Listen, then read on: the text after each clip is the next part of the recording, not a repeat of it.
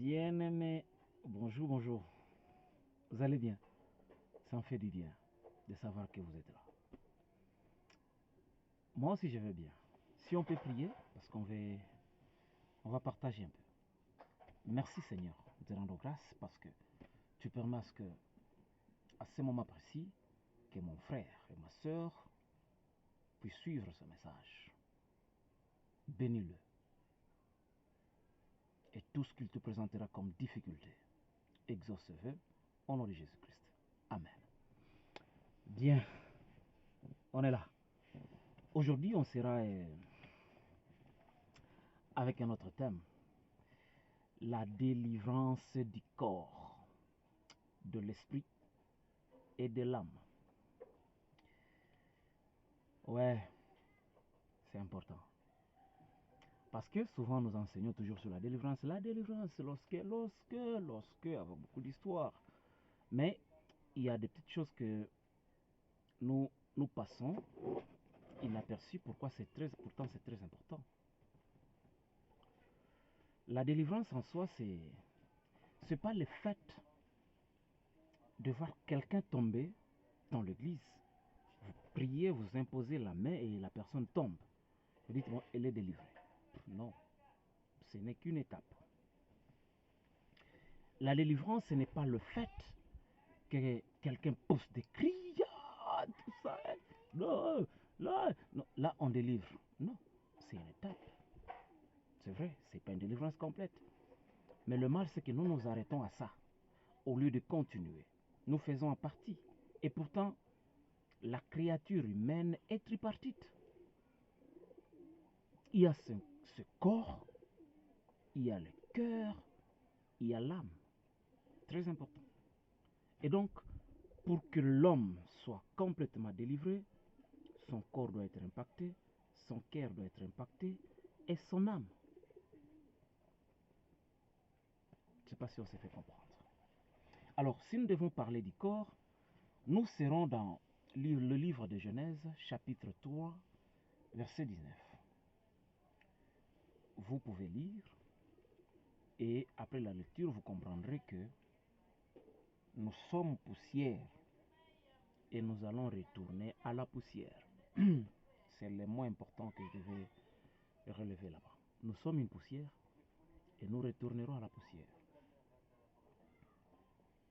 Ce corps ici, le corps auquel nous accordons beaucoup d'importance, lui-même sait qu'il n'entrera pas dans le royaume de Dieu. Il le sait. Il sait qu'il est poussière et il retournera à la poussière. Ça, il le sait. Et il est conscient que entre moi, le cœur et l'âme, il y a quelqu'un qui a sa place au ciel. Et deux autres non. Il le sait, il a connaissance de ça. Mais qu'est-ce qu'il fait ce corps? Il se dit, retourner seul à la poussière. Je dois entraîner les deux autres aussi à se joindre à moi. Qu'est-ce qu'il fait? Voilà. Pour vous qui aimez donner beaucoup d'importance à votre corps. Pour vous qui aimez être à la mode.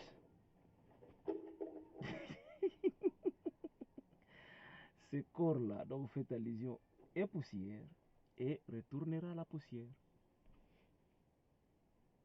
Ah, c'est ça. Pour vous qui aimez vous amplifier, Dieu vous a créé noir et vous créez des confusions là au ciel. Vous mourrez, je ne sais pas avec quelle couleur, avec autant de taches. C'est vous-même, en voulant trop donner d'importance à votre corps. Voilà les conséquences. Sur Terre, vous commencez déjà à vivre des conséquences pareilles. Avec des cancers à gauche, à droite. Cancer de peau, je veux dire. Ce corps auquel vous donnez trop d'importance restera ici. N'aura aucun compte à rendre avec votre Créateur. Et donc, il est là pour vous embrouiller, pour vous distraire. Trop de maquillage, trop d'esthétique, trop d'habits qui coûtent trop cher, souliers, je ne sais pas comment dire. Vous êtes terrible. Vous commencez à comparer l'onction de Dieu par les ports vestimentaires. Vous êtes terrible. Quand mon pasteur prêche, quand je regarde son habillement, je me dis l'onction est en lui. C'est vrai. L'onction de Dieu. Ah mais non, Dieu n'a pas mis ces critères là. Il connaît trop d'importance. Moralité, après vous être lavé, marchez seulement quelques pas. Essayez seulement de penser ici. C'est là que vous comprendrez qui vous êtes réellement. Après avoir appliqué trop de lotions qui coûtent trop cher, transpirez un peu et faites ça. Vous comprendrez qui vous êtes. Transpirez un peu et faites seulement ça.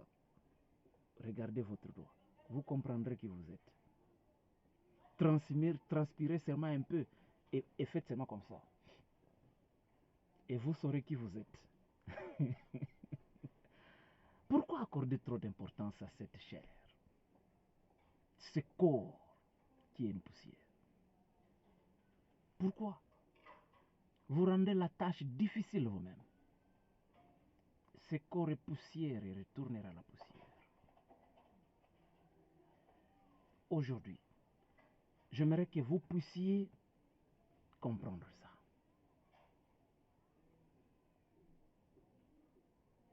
Et chaque corps a une particularité des légions démoniaques qui l'attirent.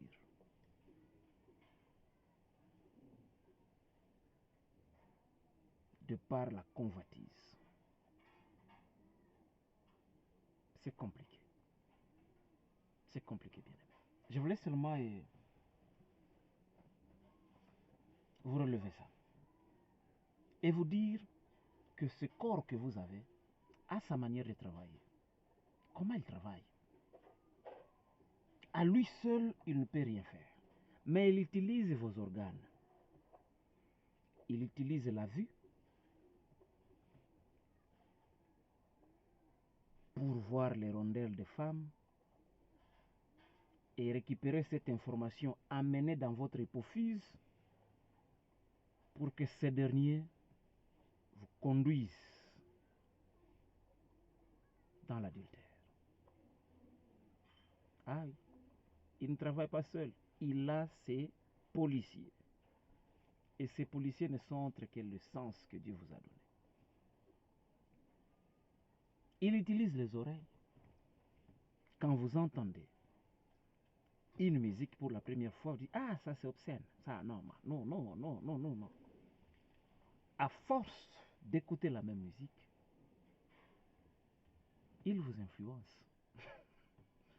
Vous commencez à bouger votre petit doigt, votre petit orteil. Et c'est comme ça. Quand vous sentez, vous êtes seul, vous balancez quelques mots. Il a ses policiers. Voilà. C'est comme ça qu'il travaille. Il utilise cette vue. Il utilise votre ouïe, votre odorat, votre goût, votre toucher. Ce sont ces policiers avec lesquels il fait tout pour vous mettre dans cette situation, pour accorder trop d'importance à votre corps. C'est comme ça que pour certaines de nos sœurs, elle peut prendre trop de temps dans sa salle de bain. Elle est devant son miroir. Elle applique la poudre de maquillage. Quand elle essaie de sortir, elle regarde que ici, c'était pas bien arrangé. Elle rentre, elle est capable de tout effacer et reprendre. Ça peut lui prendre 30 minutes. Tout ça pour donner de l'importance à ce corps. Mais une fois sur la route, il y a la poussière qui vient habiter, qui vient s'ajouter là-dessus. Tu es poussière. Il faut le savoir. Voilà. Évitez donc d'accorder trop de soins à votre corps. Vous vous mettez aussi en conflit avec votre Créateur. Parce que même actuellement, quand la Bible nous dit lorsque une femme prie, il doit couvrir sa tête pour honorer son Dieu, son Créateur. Mais lorsqu'il est devant son mari, le mouchoir de tête n'a plus d'importance. Parce que les cheveux, c'est pour la gloire de son mari. Un homme, il ne doit pas prier la tête voilée. Il ne doit pas prier la tête voilée. Mais qu'est-ce que nous constatons? Qu'est-ce que nous constatons? Nous préférons entrer avec nos cabellos dans les églises et cacher les mouchoirs de tête. Parce que nous accordons beaucoup plus d'importance à notre corps qu'à la parole de Dieu, aux recommandations divines. C'est triste. C'est triste, mon frère, ma soeur. Parlons de l'esprit. C'est quoi l'esprit? Quand vous êtes dans 1 Corinthiens chapitre 6, verset 20, là vous devez comprendre que c'est vrai, nous devons glorifier Dieu dans ce corps-ci. Et l'esprit qui appartient à Dieu, qui est dans nous. Quand vous êtes dans Genèse chapitre 6, verset 3, vous comprendrez que l'esprit ne restera pas toujours dans l'homme. De quel esprit parlons-nous? Ce n'est pas de l'Esprit Saint, c'est de l'esprit qui est en vous. L'esprit de l'homme. Mais qu'est-ce que nous trouvons dans cet esprit-là? Dans l'esprit de l'homme, c'est là qu'il y a la pensée. Là qu'il y a la réflexion. Là où il y a le raisonnement. Là où il y a les jugements. Là où il y a l'intelligence. C'est dans cet esprit-là. C'est de ça que nous parlons.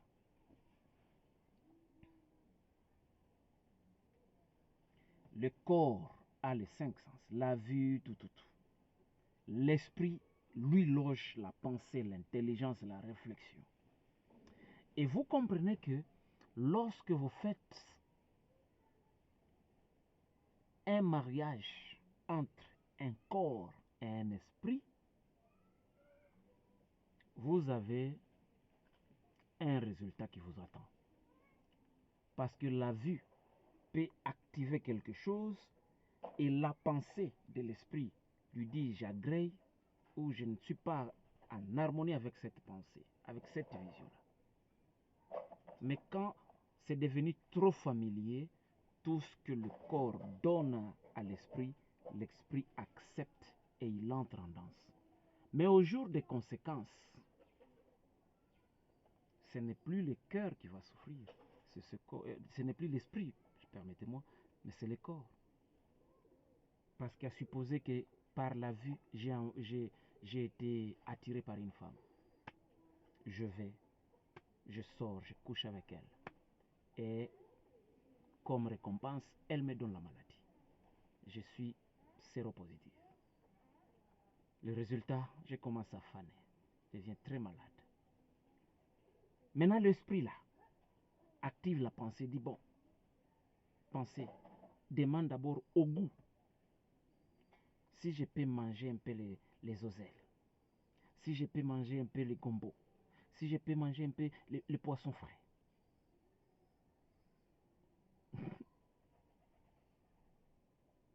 Quand le goût se dit bon, ok, ça va, on va faire.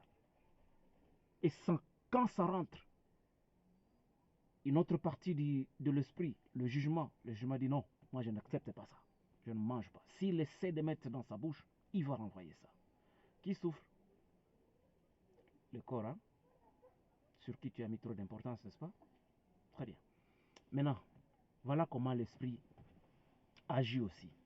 Le corps agit par la vue, l'ouïe, le goût, le toucher, l'odorat.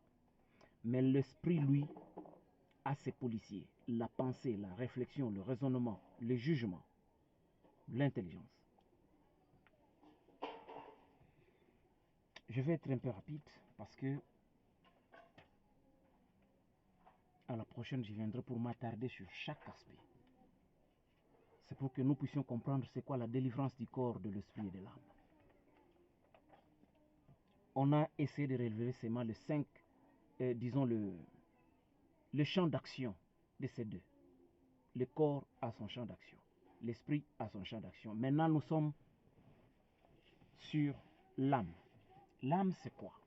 L'âme, c'est effectivement invisible. On ne sait pas voir ça, n'est-ce pas? Mais on ne sait pas aussi où elle est. On ne sait pas peser l'âme, ni décrire. On ne sait pas. Et pourtant, elle compte très fort pour notre survie, l'âme. Parce que l'âme, c'est ce qui fait que nous soyons vivants. Nous puissions respirer. Nous puissions avoir des désirs. C'est l'âme. C'est avec l'âme que nous rions. Nous pleurons. Nous faisons même des choix. Parce que l'âme est là. Donc comprenez que si l'esprit doit être actif, c'est parce que l'âme est là. Si le corps doit être actif, c'est parce que l'âme est là. Si l'âme n'est pas là, les deux ne fonctionnent pas. C'est tout ce que je voulais vous dire. Parce que notre âme, c'est même le souffle de vie. Le souffle que Dieu a mis pour notre existence. Quand vous êtes dans Genèse chapitre 2, verset 7, vous comprendrez que l'âme, c'est le souffle de vie que Dieu a mis dans l'homme. Et c'est la présence de l'âme dans l'homme qui fait que l'homme existe. Alors, c'est vrai, ça peut paraître très banal, mais où se trouve l'âme? On peut se poser cette question. Si c'est le souffle de vie, mais où se trouve l'âme? Alors là, je vous donne deux passages. Genèse chapitre 9, verset 4. Lévitique chapitre 17, verset 14. Dans Genèse, Dieu dit, je prends le mot qui vous intéresse pour le moment, vous ne mangerez pas la chair avec son âme, avec son sang. Dans Lévitique, car la vie de toute chair, c'est son sang qui est en elle. Bien que l'âme de toute chose est dans son sang.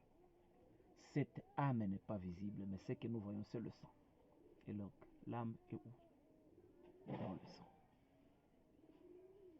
C'est là que se trouve l'âme. Plus tu perds le sang, plus tu perds ton âme. Il n'aura plus un rôle à jouer dans ton corps, dans ton esprit. Il sera pour une autre mission. Et c'est dans l'âme, parce que l'âme a une nature spirituelle. Et dans l'âme, c'est là que nous trouvons le siège des affections, des désirs, des volontés, des émotions. Quand vous êtes dans Matthieu chapitre 16, verset 26, quand on vous dit que servirait-il à un homme de gagner tout un monde s'il perdait son âme? Donc si vous perdez votre âme, vous ne servez plus à rien. Vous ne valez plus rien. Vous comprenez maintenant les trois éléments qu'il nous faut pour une délivrance parfaite. Quand vous procédez à la délivrance, vous devez délivrer le corps, vous devez délivrer l'esprit, vous devez délivrer l'âme. Mais maintenant, comment procéder? Si nous devons mieux procéder, nous devons nous concentrer sur ce qui alimente ces trois éléments. Et si nous lisons la Bible, nous allons comprendre sur quoi ou avec quoi est alimenté le corps, le cœur, disons l'esprit et l'âme. Si nous sommes dans Matthieu chapitre 4, verset 4, vous comprendrez que le corps se nourrit du pain. Donc, quand vous allez délivrer quelqu'un, quelqu'un vous amène un problème. Pasteur, je n'ai pas mangé. Ça fait 2 jours. Là, je suis en train de trembler. Mon corps frissonne. Peut-être qu'il ne pourra même pas vous dire qu'il n'a pas mangé. Mais il vient vous dire, j'ai trop de frissons. J'ai des vertiges. Je n'ai plus de force dans mes articulations. Je ne sais plus marcher. Toi, pasteur, tu ne dois pas commencer par dire, oh, c'est l'esprit de mort qui t'anime. Prions. Non. Tu es un psychologue au départ, non? Il faut, par un interrogatoire, essayer de comprendre. Est-ce qu'il a mangé? Si oui, il mange normalement, tu peux maintenant orienter la cible ailleurs. Mais si, dans des questionnements, tu te rends compte qu'il traverse des moments difficiles, peut-être qu'il a dit qu'il a mangé, il n'a pas mangé à sa faim. Peut-être qu'il a mangé une fois les 2 jours. Là, tu comprends que c'est un problème de famine. Donne-lui à manger. Et tu vas résoudre un problème. Parce que ça, c'est le corps qui sollicite une nourriture. La délivrance du corps commence par là. Donne au corps à manger. Même quand nous disons certains esprits, pour qu'ils sortent de certains, il faut qu'il y ait jeûne et prière. C'est vrai. Je n'en disconviens pas. Jeûne et prière. C'est pour s'attaquer à l'esprit, pas au corps. Le corps a besoin de la nourriture. Parce que s'il est trop faible, il ne saura pas prier. Quand la nature nous enseigne, ça devient dangereux. Quand dans la nature on nous dit qu'un ventre affamé n'a point d'oreille.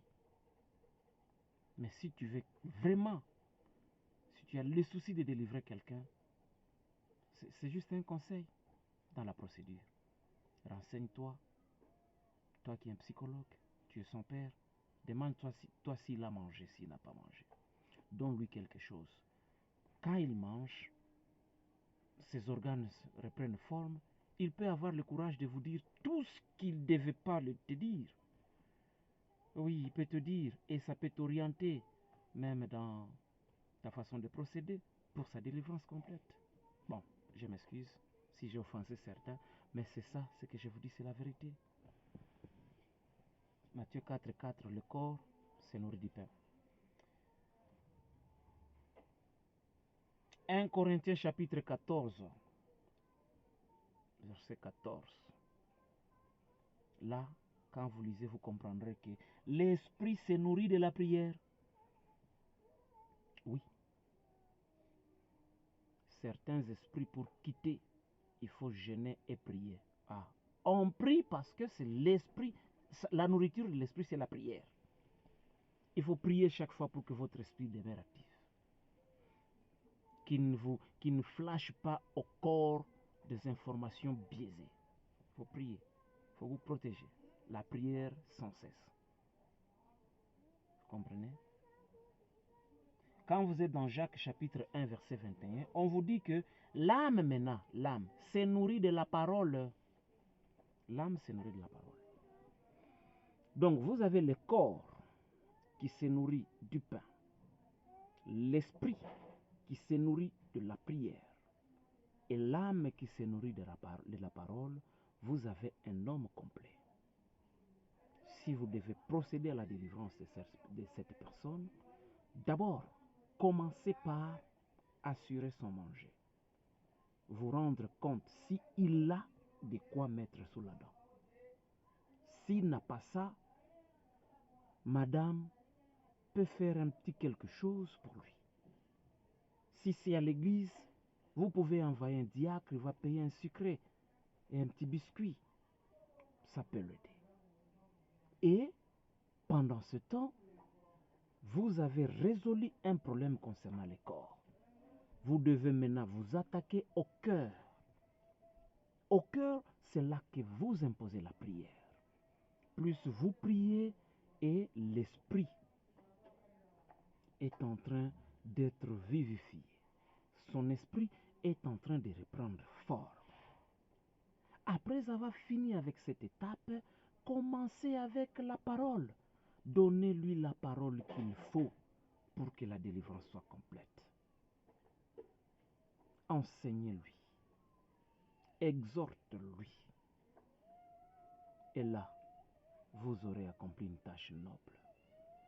Vous avez délivré une personne. Il se retrouve par moments que nous nous retrouvons dans l'église et là, c'est vrai, vous respectez ces étapes. Celui qui vient à l'église peut pouvoir ne pas manger, c'est pas grave. Mais quand on commence la prière, c'est qu'on attaque l'esprit. Bien avant d'attaquer l'esprit, on attaque l'âme. On commence par l'exhortation. On exhorte, on exhorte. On enseigne, on prêche. Et après, on va s'attaquer à l'esprit. C'est une très bonne chose que nous faisons. Mais est-ce qu'il y a un suivi dans ce que nous faisons? Est-ce qu'il y a un suivi? Bien-aimé, je m'excuse parce que par moment, quand je donne mes enseignements, certains pensent que je m'attaque aux serviteurs. Non, je m'excuse. Bien-aimé, je ne m'attaque à personne. Je ne fais qu'annoncer la parole de Dieu. Et dans mon enseignement, j'ai été très limité. Je circonscris mon cadre, mon champ d'action. J'ai parlé du corps, de l'esprit et de l'âme. Et j'ai donné leur nourriture. À aucun moment ici, dans la Bible, j'ai évoqué le fait que le corps se nourrit de prophéties. Non. L'esprit se nourrit de visions. Non. L'âme se nourrit de parler en langue. Non. Non. Et pourtant, c'est là que nombreux d'entre nous, serviteurs de Dieu, sont plongés. Cela. Et pourtant, c'est un danger. C'est un danger.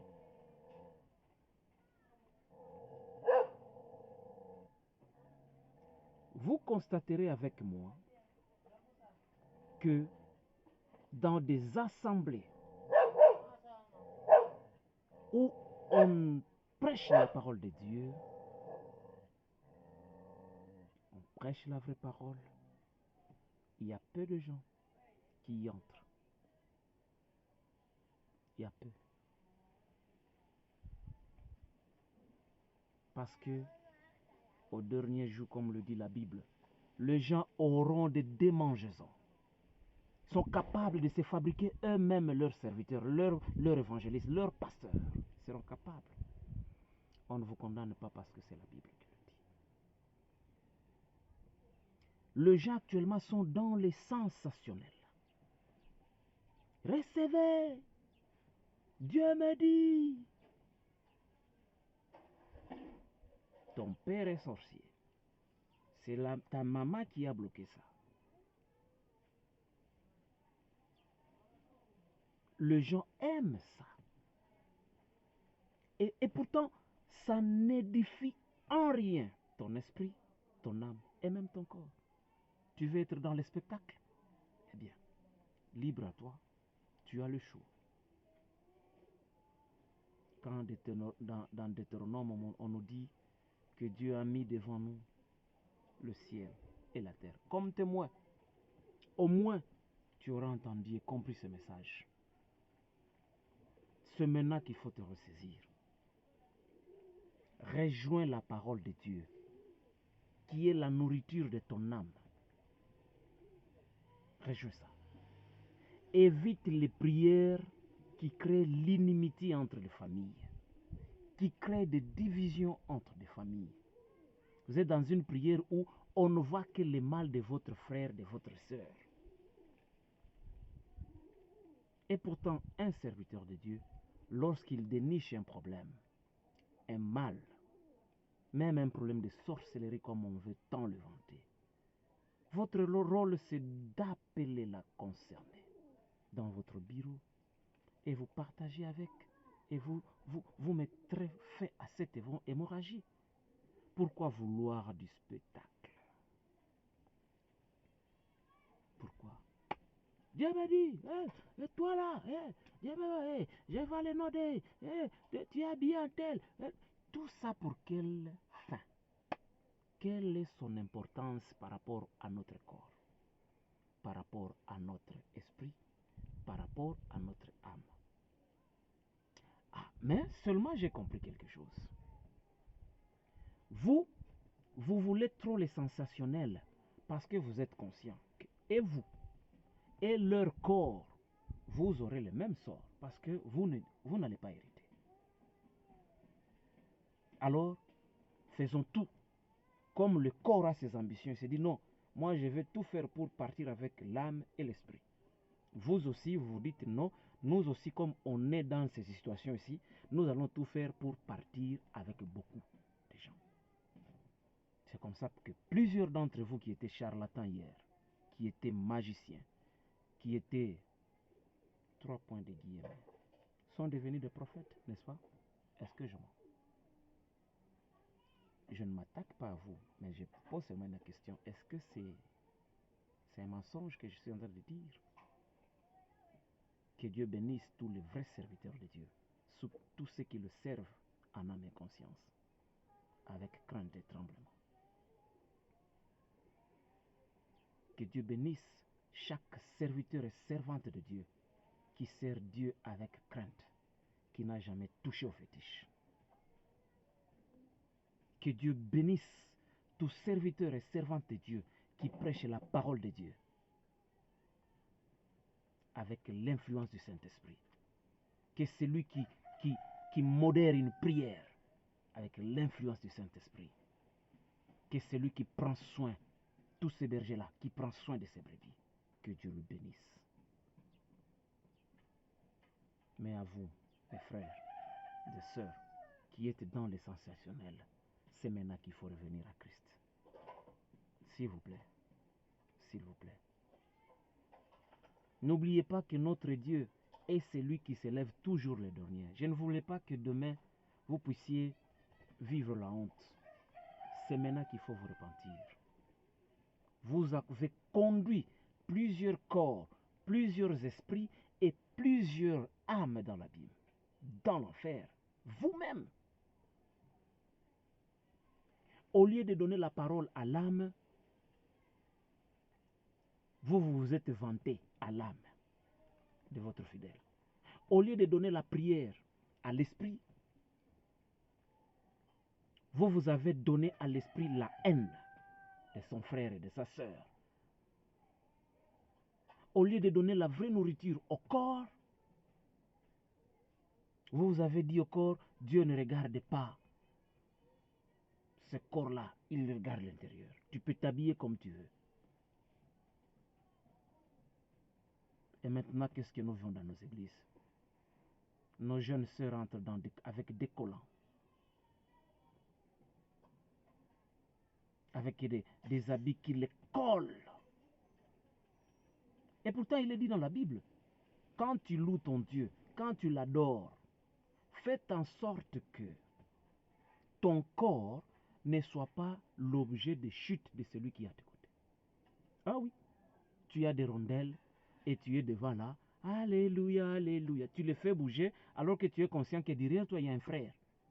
Tu les déconcentres. Voilà ce que vous donnez comme nourriture au corps des autres. Vous torturez les esprits de certains. Dieu vous le rendra un jour. Ce n'est pas que je m'attaque à vous, bien-aimés, pardonnez-moi.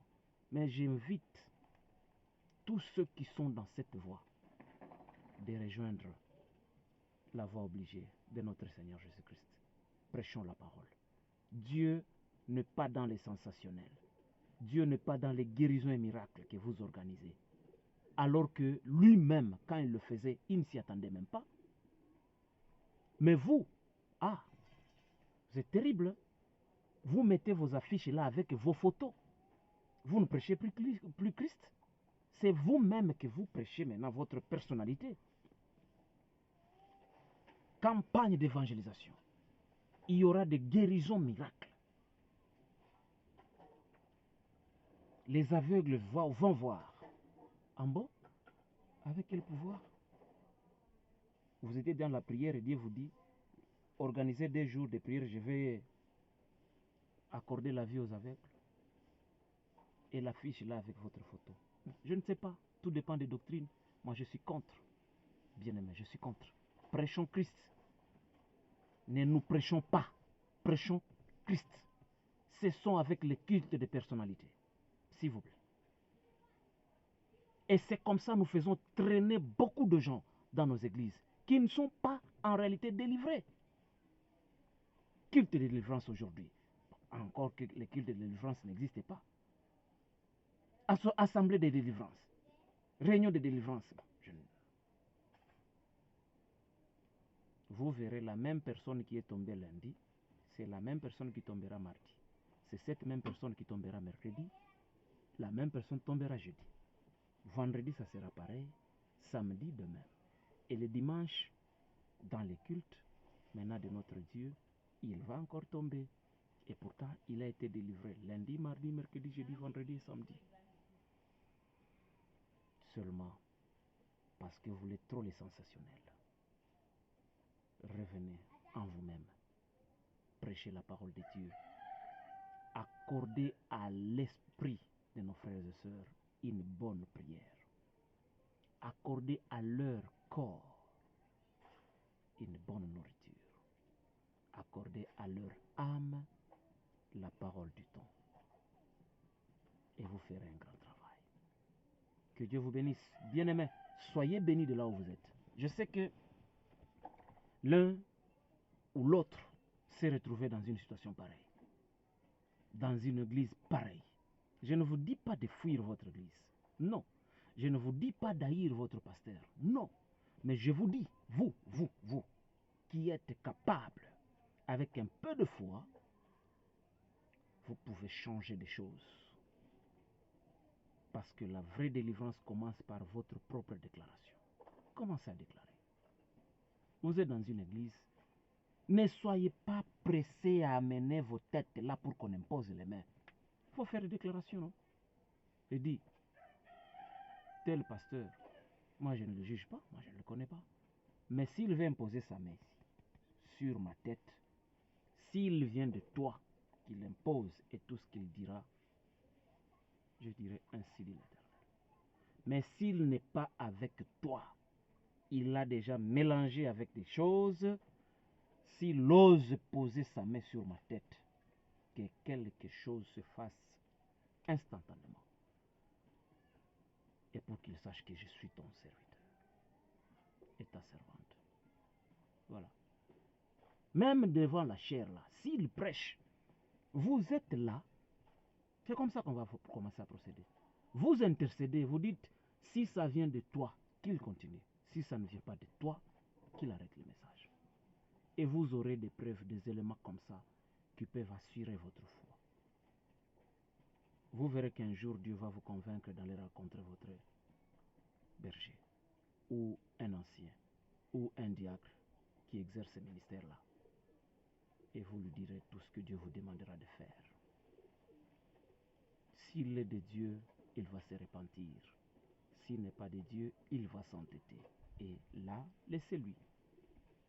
Que Dieu t'oriente à trouver une autre assemblée où tu peux te sentir à l'aise. Parce que c'est ce que dit la Bible. Là où il y a l'Esprit de Dieu, il y a la liberté. Ah oui. Mais là où il y a la dictature, les cultes de personnalité, je ne dis rien. Que Dieu vous bénisse.